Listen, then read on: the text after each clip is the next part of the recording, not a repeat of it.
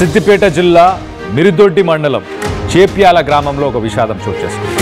కొత్తగా పెళ్ళైన ఒక జంట సాయి కుమార్ ప్రణతి, వీళ్ళిద్దరికి రీసెంట్గానే పెళ్ళైంది.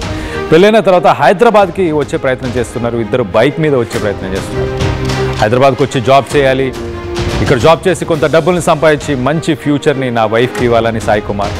ప్రణతి ఇటు సాయి కుమార్తో పాటు తను కూడా కష్టపడి ఒక మంచి ఫ్యామిలీని ఖచ్చితంగా బిల్డ్ చేయాలి, ఒక ఇల్లు కొనాలి. ఇలా కొత్తగా పెళ్ళైన జంటలందరూ ఏవైతే కలలు కంటారో అలాంటి కలలు కంటారు ఇటు సాయి కుమార్ కానీ ప్రణతి కానీ. వీళ్ళిద్దరూ బైక్ మీద ట్రావెల్ చేస్తున్నప్పుడు అదే బైక్ని ఒక ట్రాక్టర్ వచ్చి ఢీ కొట్టింది. స్పాట్లోనే ప్రణతి అక్కడికక్కడే తన ప్రాణాలను కోల్పోయింది.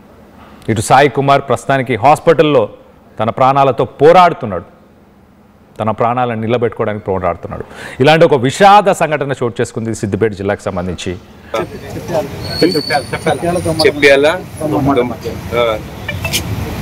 ఆడైంది స్పాట్ ఆడనే చనిపోయింది. మాకు సమాచారం రాలేదు. అంబులెన్స్ అందరికి కాల్ చేసి నాకు మా డాడీకి కాల్ చేసి, మా డాడీ ఫోన్ నా దగ్గర ఉందన్నమాట.